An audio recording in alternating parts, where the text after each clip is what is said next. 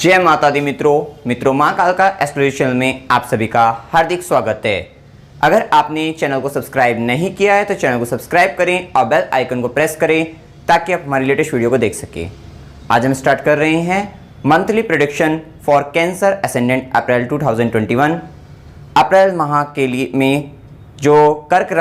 लगन के जातक हैं उनके लिए अप्रैल माह का जो मासिक फल है आज हम आपके लिए लेकर आए हैं। आइए देखते हैं। तो सबसे पहले हम आपको बता देना चाहते हैं कि अगर आपका कर्क लगन है तो आपको किस प्रकार से आपको देखना है कि जो अप्रैल माह का जो मासिक फल है ये आपके लिए है। आपको अपनी लगन कुंडली को खोलना है और लगन कुंडली के अंतर्गत देखना है क्या यहाँ पर 4 नंबर लिखा हुआ है। अगर आपकी लगन कुंडली के अंतर्गत लगन में ये भाव प्रथम भाव जिसको लगन कहते हैं इसके अंतर्गत अगर 4 नंबर लिखा हुआ है तो आपका कर्क लगन है, तभी ये वीडियो आपके लिए फायदेमंद होगी, तभी अप्रैल का जो मासिक फल हम बता रहे हैं ये आपके लिए होगा। ये लगन फल है, राशि से फल नहीं है, ये हम आपको बता देते हैं। अब हम जानते हैं सबसे पहले कर्क लगन के जातकों का थोड़ा स्वभाव की बात करें, अगर नेचर की बात करें, उनकी पर्सनालिटी की अगर हम बात करते हैं। देखिए ये जो लगन है ये कर्क लगन जो है चंद्रमा का लगन है, इसके लगन के स्वामी चंद्रमा बनते हैं। ये जल तत्व लगन है क्योंकि कर्क राशि जो है जल तत्व राशि होती है। और अगर हम बात करें ये चर लगन है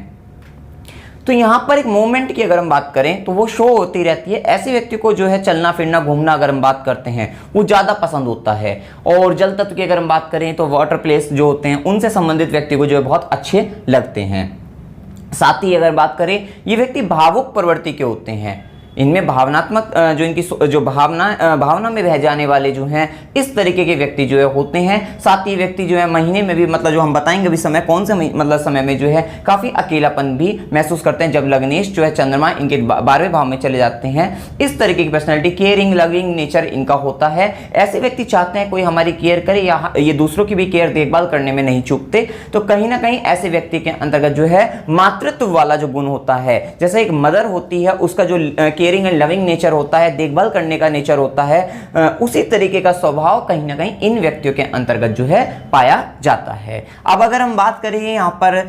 ग्रहों की स्थिति की, गोचर में ग्रहों की स्थिति की अगर हम बात करते हैं अप्रैल माह के अंतर्गत की अगर हम बात करें तो देखिए शनिदेव तो जहां पर थे अगर हम बात करें वहीं पर ही रहेंगे। गुरु की अगर हम बात करें गुरु 5 अप्रैल तक मकर राशि में है और 5 अप्रैल के बाद जो है ये गुरु कुंभ राशि के अंतर्गत इनकी कुंडली के अंतर्गत अष्टम भाव के अंतर्गत चले जाएंगे। साथ ही अगर हम बात करें राहु की, राहु वृषभ राशि के अंतर्गत, केतु वृश्चिक राशि के अंतर्गत जो थे अभी भी वही हैं क्योंकि राहु जो है सितंबर 2020 से लेकर अप्रैल 2022 तक ये यहीं पर ही रहने वाले हैं। उसी के साथ ही अगर हम बात करते हैं यहाँ पर तो सूर्य की अगर हम बात करें, देखिए सूर्य हुआ यहाँ पे मंगल हुआ, बुध हुआ और शुक्र हुआ। ये कुछ इस प्रकार से हैं कि जैसे सूर्य की बात करें तो 14 मार्च से 14 अप्रैल तक ये मीन राशि के अंतर्गत, उसके बाद ये मेष राशि के अंतर्गत आ जाएंगे। इसी प्रकार से मंगल की बात करें 22 फरवरी से 14 अप्रैल तक ये भी वृषभ राशि के अंतर्गत है और उसके बाद ये मिथुन राशि के अंतर्गत आ जाएंगे। इसी प्रकार से आप बुध की देख सकते हैं 1 अप्रैल से 16 अप्रैल तक मीन में और उसके बाद मेष राशि के अंतर्गत आ जाएंगे। और शुक्र की बात करते हैं 17 मार्च से 10 अप्रैल तक ये भी मीन के अंतर्गत और उसके बाद मेष राशि के अंतर्गत ये गोचर करेंगे। तो कुछ इस प्रकार की ग्रह स्थिति यहां पर है। अब इसका क्या क्या प्रभाव आपके ऊपर पड़ेगा थोड़ा इसको हम यहां पर देख लेते हैं। देखिए अगर हम यहां पर बात करें तो सबसे पहले तो यही देखते हैं कि इस कुंडली के अंतर्गत देखिए भाग्य भाव का स्वामी जो है 5 अप्रैल के बाद कहां आ रहा है, अष्टम भाव के अंतर्गत आ रहा है। तो देखिए भाग्य भाव का स्वामी का संबंध अष्टम भाव से, तो ये अपने से 12वां हुआ। तो देखिए जो लोग विदेश के अंतर्गत रह रहे हैं उन्हें तो बहुत अधिक इसका प्रभाव नहीं पड़ेगा, या फिर जो लोग जो है गुप्त विद्याओं से जुड़े हुए हैं तो उनके ऊपर भी बहुत अधिक प्रभाव नहीं पड़ेगा। लेकिन एक प्रभाव जो दिखाई देगा वो ये प्रभाव दिखेगा सभी व्यक्तियों के ऊपर जो है कहीं ना कहीं वे व्यक्ति जो बहुत अधिक एफर्ट लगाएंगे जो है अपने काम में जो है उसके अकॉर्डिंग उनको रिजल्ट मिलने में थोड़ी सी कमी उनको दिखाई देगी। मतलब कि उनको ऐसा प्रतीत होगा, इसमें हो सकता है रिजल्ट मिल भी जाए परंतु उनको ऐसा प्रतीत होगा कि भाई हमने जितना मेहनत करी है उसके अकॉर्डिंग हमें रिजल्ट नहीं मिल रहे हैं। मतलब हम जितनी मेहनत, हमें उसके अकॉर्डिंग ज्यादा रिजल्ट मिलना चाहिए था, अच्छा रिजल्ट मिलना चाहिए था, थोड़ा सा उस रिजल्ट में कमी आ जाती है। या फिर आप इसको इस तरीके से समझ ले सकते हैं कि अगर जो गोल है आपका जो है, जो आप लक्ष्य साधना चाहते हैं, जो आप लक्ष्य की प्राप्ति करना चाहते हैं उसमें कठिन परिश्रम बढ़ जाएगा। ऐसा समझ सकते हैं कि भाई बहुत अधिक मेहनत करनी पड़ेगी तब जाकर आपको सफलता मिलेगी। क्योंकि यहां पर एक तरीके से आप कह सकते हैं भाग्य का साथ थोड़ा कम मिल पाना ऐसा आपके साथ हो सकता है। साथ ही यहाँ पे अष्टम भाव के स्वामी शनिदेव बनकर लगन पर दृष्टि, जो कि हम पहले भी बता चुके हैं, आप ईयरली प्रेडिक्शन भी आप देख सकते हैं। ये बड़े ग्रहों की अगर हम बात करें जो ग्रह मतलब दीर्घ काल तक एक ही राशि में, उनकी आप बात कर सकते हैं। तो शनिदेव भी जो है सप्तम भाव में अपने ही भाव में है, तो ये भी विवाह के लिए भी अच्छा है। और साथ ही दृष्टि लगन पर डालकर जो है ये व्यक्ति के व्यक्तित्व को वृद्धि करने वाले होंगे। साथ ही व्यक्ति को गुप्त विद्याओं में रुचि दिलाने वाले होंगे और उसके कारण जो है व्यक्ति अपना उत्थान करने वाला होगा। अब यहाँ पर अगर हम एक बात देखते हैं, देखिए शश योग तो बन ही गया ही है, शश योग बन चुका है यहाँ पर जो है, जो कि भूमि भवन वाहन का भी लाभ दिलाने वाला होता है। अभी यहाँ पर अगर अप्रैल मास की बात करें तो यहाँ पर देखिए 10 तारीख से 14 तारीख की अगर हम बात करते हैं तो कर्मेश और लाभेश का जो है आपस में परिवर्तन होगा। वो किस तरीके से हमने देखा, देखिए कर्मेश क्या है, कुंडली के अंतर्गत 1 नंबर लिखा हुआ है, मेष राशि होती है, मेष राशि के स्वामी मंगल बनते हैं। उसी प्रकार से यहाँ पे 2 नंबर लिखा हुआ है, शुक्र वृषभ राशि 2 नंबर और वृषभ राशि के स्वामी शुक्र बनते हैं। तो इनका आपस में क्या हुआ, परिवर्तन हुआ। ये कब से कब तक, 10 अप्रैल से 14 अप्रैल तक रहेगा। क्योंकि हमने किस प्रकार से देखा, अगर आप मंगल को देखते हैं तो मंगल जो है वो कहां जा रहा है, वृषभ राशि के अंतर्गत क्या है, 22 फरवरी से 14 अप्रैल तक जा रहा है। और अगर आप शुक्र को देखते हैं तो ये जो है मेष राशि के अंतर्गत 10 अप्रैल से जो है ये रहेगा। तो एक तरीके से अगर आप देखते हैं यहाँ पे 10 से 14 का जो समय रहेगा, उस समय में अगर आप देखते हैं, क्योंकि 10 से 14 तक ये मेष के अंतर्गत रहेंगे, मतलब ये तो आगे भी रहेंगे मेष के अंतर्गत, लेकिन जो मंगल की अगर हम बात करें तो मंगल केवल जो है 14 अप्रैल तक ही रहने वाले हैं वृषभ राशि के अंतर्गत, उसके बाद वे मिथुन में चले जाएंगे। तो ये जो परिवर्तन योग बना है ये 10 तारीख से 14 तारीख तक ही बना हुआ है। अब इसका क्या प्रभाव आपके जीवन पर पड़ेगा, देखिए कर्मेश और लाभेश का परिवर्तन हुआ है, कर्म भाव और लाभ भाव के स्वामी का आपस में परिवर्तन हुआ है। तो एक तरीके से देखिए कर्म क्षेत्र में फायदा तो देने वाला ही होगा, आपको अलग ही दिख जाएगा ये कि भाई कर्म क्षेत्र में इन दिनों में जो है आपको लाभ हो सकता है। लेकिन साथ ही एक बात का और विचार आपको कर लेना है, क्योंकि जो कर्मेश है और जो ज्ञानेश है, ज्ञान भाव के स्वामी है, वो कौन बनते हैं, मंगल बनते हैं। किसके पास गए हैं, राहु के पास गए हैं, राहु के भी साथ हैं, वृषभ राशि के अंतर्गत हैं। तो कहीं ना कहीं इस मंगल के प्रभाव में ये राहु वृद्धि करके, मतलब एक तरीके से, क्योंकि राहु जो है एकदम बढ़ा देता है उसके प्रभाव को, तो यहां पे हो सकता है कि व्यक्ति लाभ की इच्छा के लिए जो है कुछ ऐसे कर्म कर जाए जो थोड़े से गलत हो सकते हैं, क्योंकि राहु के कारण वहां पे हो सकता है कि व्यक्ति नियमों का पालन ना करे। तो इसका भी आपको विचार करना होगा कि लालचवश कुछ गलत कार्य जो है, अधिक लाभ की इच्छा से कुछ गलत काम कर जाए, तो उसके लिए थोड़ा सा आपको जो है मतलब थोड़ा सजग रहना पड़ेगा आपको अपने लिए इसमें। अच्छा, साथ ही साथ आप यहां पर एक बात और देख सकते हैं, राहु जैसे हम बता भी चुके, राहु क्या होती है, इच्छा होती है, आपकी डिजायर्स होती है। अब एक तरीके से आप यहां पे देखते हैं, इस वाले अगर हम इस वर्ष की बात करें, 1.5 साल के पीरियड की बात अगर हम करें जो है, क्योंकि राहु अभी कहां है, सितंबर 2020 से राहु जो है एकादश भाव के अंतर्गत है, लाभ भाव के अंतर्गत है, शुक्र की राशि में, भोग विलास ऐश्वर्य कंफर्ट की बात करें उसकी राशि के अंतर्गत है। तो कहीं ना कहीं अब जो इच्छाएं हैं उस राशि से संबंधित, वहां से उसके प्रभाव को तो बढ़ेगा ही बढ़ेगा, कि कहीं ना कहीं व्यक्ति के अंदर जो है इन सब चीजों की कंफर्ट जोन में जाने की तो इच्छा ही है। साथ ही राहु किस भाव के अंतर्गत बैठे, लाभ भाव के अंतर्गत बैठे हैं। तो इसका मतलब यह है कि अब जो व्यक्ति की जो इच्छा है इस समय में, जो करंट टाइम में अगर चल रही है, या 2021 की बात करें, मतलब जो समय में चल रही है, वो ये है कि अब व्यक्ति जो अपने जो कर्म करे हैं या कर रहा है उससे लाभ प्राप्त करना चाहता है, वो अचीवमेंट प्राप्त करना चाहता है, वो रिवार्ड प्राप्त करना चाहता है, वो किसी तरीके से पुरस्कृत होना चाहता है अपने कार्यों के लिए जो है। इसके लिए उसने किसको अपना वो बनाएगा यहाँ पे जो है, मतलब किसको अपने साथ लेकर आए हैं, कर्म भाव के स्वामी का संबंध, जैसे मंगल का संबंध राहु के साथ हुआ, तो व्यक्ति अपने कर्मों की बदौलत कुछ रिवार्ड या इनाम, जो किसी भी तरीके का पुरस्कृत हो सकता है, उसको इनाम मिल सकता है, ऐसा यहां पर हो सकता है। तो ये जो टाइम अगर हम बात करें कि 22 फरवरी से 14 अप्रैल तक की अगर हम बात करें, तो ये समय रहेगा, या 10 से 14 की बात करें वो भी समय, क्योंकि उस समय में कर्मेश लाभेश परिवर्तन एक्चुअल में हो चुका है, लेकिन केवल कर्म भाव के स्वामी का लाभ भाव में जाना ये तो 22 फरवरी से 14 अप्रैल तक हो रहा है। इस समय के अंतर्गत हो सकता है पुरस्कृत हो जाए, लाभ प्राप्त हो जाए, किसी भी तरीके का जो है मतलब इस तरीके की अचीवमेंट आपको मिल जाए। और एक बात और यहां पर क्या होगा कि एक चीज और, इस भाव के फल को प्राप्त करने के लिए आपको जो है, अगर आप अपने दोस्तों से भी लाभ प्राप्त कर सकते हैं इस वाले समय में, तो आपको जो है अपने फ्रेंड के साथ ज्यादा टाइम स्पेंड करना चाहिए। हो सकता है कि अगर फ्रेंड कोई जो है कमेटी से बनाकर जो है वहां से लाभ दिलाना चाहे, मतलब दिला सकते हैं आपको जो है, तो कुछ इस प्रकार से अगर आप अपने दोस्तों के साथ रहते हैं तो वहां आपके दोस्त आपका फायदा करा सकते हैं। इसी के साथ ही आपको ऋण और ऋण की अगर हम बात करें, मतलब कर्जे की अगर हम बात करें, उनसे आपको बचना चाहिए। और एक बात अगर हम करें, शत्रु लड़ाई झगड़ों से बचना चाहिए, क्योंकि ये जो समय अब चल रहा है आपका, सितंबर 2020 से लेकर अप्रैल 2022 तक का अगर हम बात करें और इसमें भी अप्रैल मास की अगर हम बात करते हैं, इस समय की अगर हम बात करें, तो आपका जो मेन जो ध्यान है वो किस पर है? अपने लाभ को बढ़ाने में है, अपनी इनकम को बढ़ाने में है। आपका विशेष रूप से जो ध्यान रहेगा इस समय के लिए जो है, तो यहां पर आपको जब इस समय इन सब चीजों को बढ़ाना है, इन सब चीजों में ग्रोथ करनी है, या फिर आपको जो है मतलब एक अवार्ड पाना है, तो उसके लिए आपका जब ध्यान इस समय यहां पर रहेगा तो आपको झगड़ों से, लड़ाई से या फिर शत्रुओं से, उन सब चीजों से दूर रहना चाहिए। साथ ही आपको अपने रोग की अगर हम बात करें तो उसके लिए भी हमेशा केयरफुल रहना चाहिए कि किसी भी तरीके का रोग जो है मतलब आपको ना लगे, अर्थात अपना जो है खान पान का विशेष रूप से ध्यान आपको रखना चाहिए, क्योंकि वैसे भी शुक्र की राशि के अंतर्गत आया हुआ राहु आपको थोड़ा सा खान पान में भी थोड़ी प्रॉब्लम, मतलब जो है हो सकता है कि जो है फास्ट फूड में आपका ध्यान ले जाए, तो थोड़ा मतलब आपकी या जीभ को, जैसे कहते हैं ना कि जीभ चटोरी हो जाना, तो थोड़ा उसमें भी आपको जो है ध्यान देना होगा, अन्यथा ये खान पान का जो है ध्यान ना रखा तो वहां पे फिर समस्या बन जाएगी। तो इस बात का आपको विशेष रूप से जो है विचार करना होगा। अब यहां पर अगर हम देखते हैं कुंडली में जैसे ग्रहों की स्थिति, सूर्य की बात करते हैं, हमने यहाँ दो चार्ट्स इस तरीके से बना लिए हैं यहाँ पर इनको, कि भाई ये आपके जो बड़े ग्रह की अगर हम बात करें, शनि, गुरु, राहु, ये तो है ही आपके जो है। साथ ही इसके साथ हमने देखा कि जो ये आप सूर्य की बात करें, मंगल और बुध की बात करते हैं, ये कहीं ना कहीं एक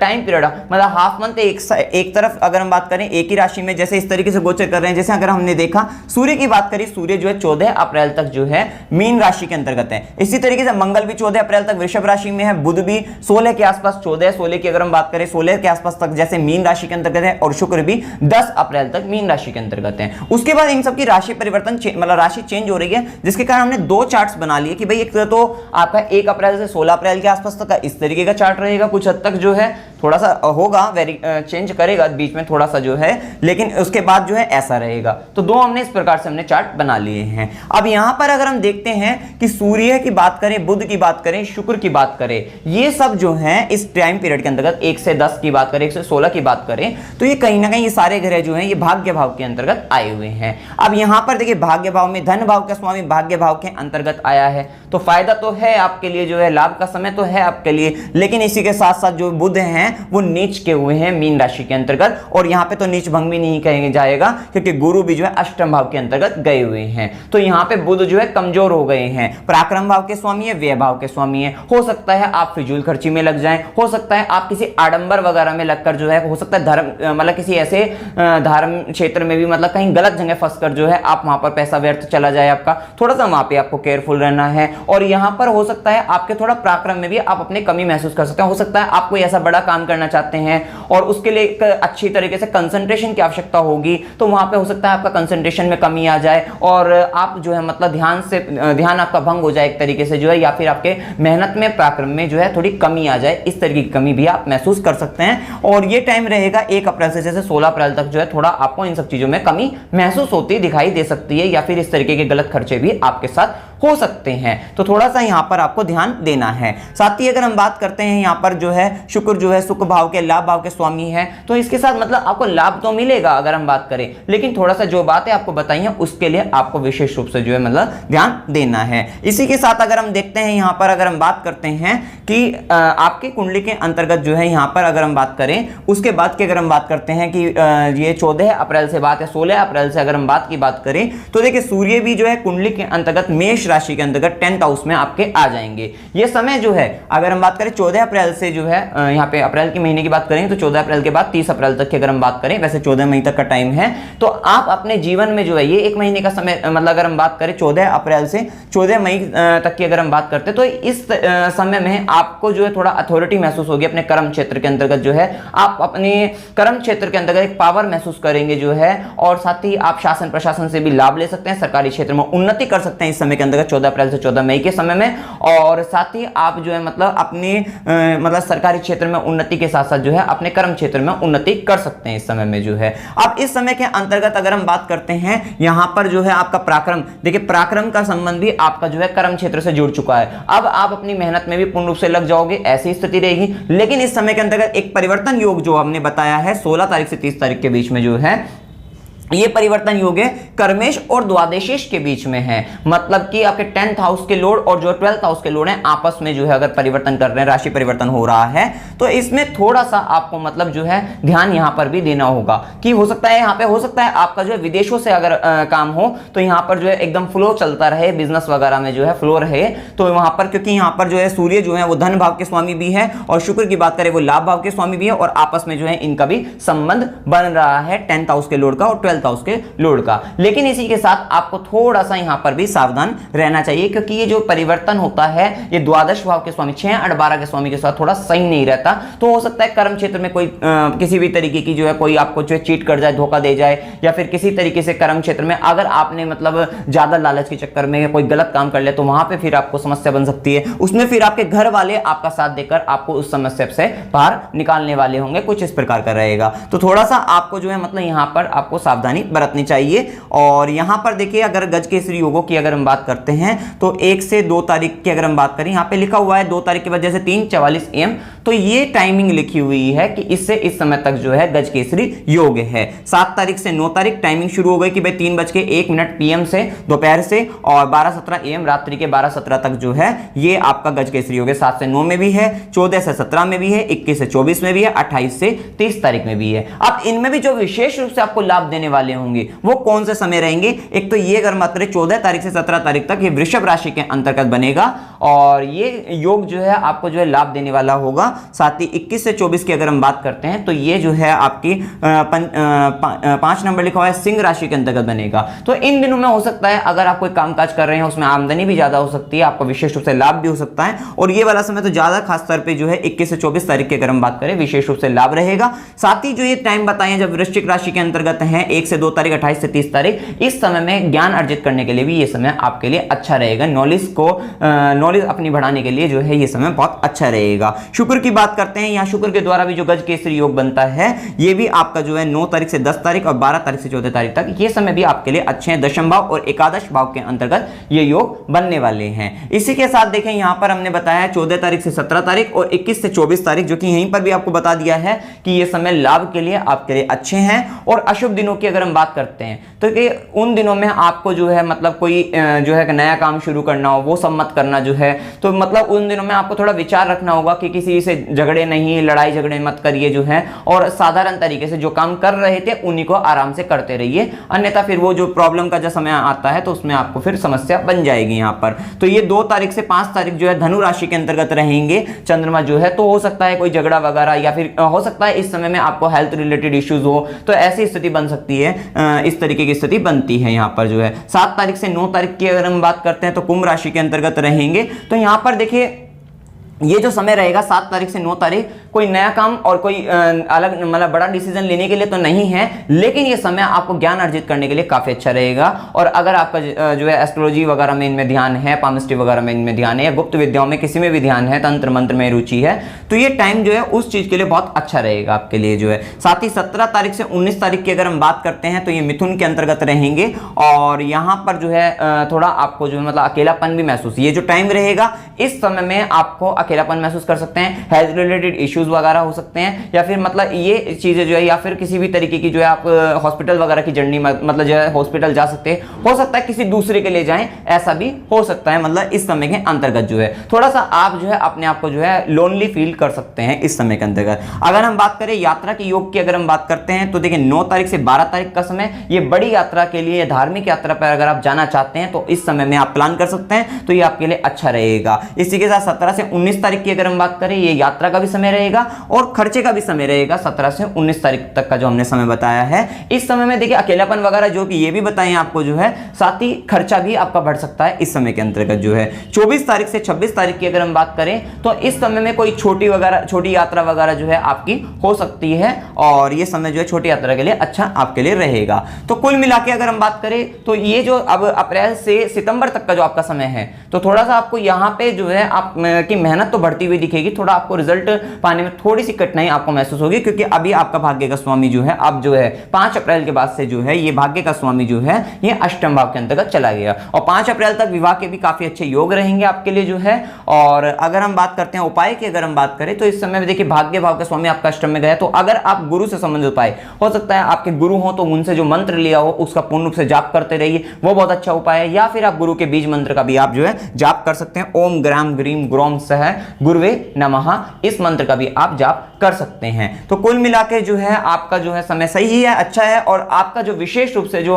आपका जो मेन टारगेट जो चल रहा है वो आपका चल रहा है अपने लाभ को लेकर, जो है अपनी इनकम को लेकर, अचीवमेंट को लेकर, उन सब चीजों को लेकर ध्यान चल रहा है। तो उसी पर ध्यान रखकर जो है आप कार्य करिए। बस थोड़ा सा जो है जिस समय आपका अगर लालच बढ़ जाए तो वहां पर आप केयरफुल लेना, क्योंकि देखिए जिस समय बुध भी आपका नीच का होएगा उस समय थोड़ा सा आपको जो है फैसले लेने में, डिसीजन लेने में थोड़ी प्रॉब्लम हो सकती है। तो यह समय आपको ध्यान रखना होगा। 1 अप्रैल से अगर हम बात करें 16 अप्रैल तक की बात करें, थोड़ा सा यहां पर डिसीजन भी सही तरीके से लेना,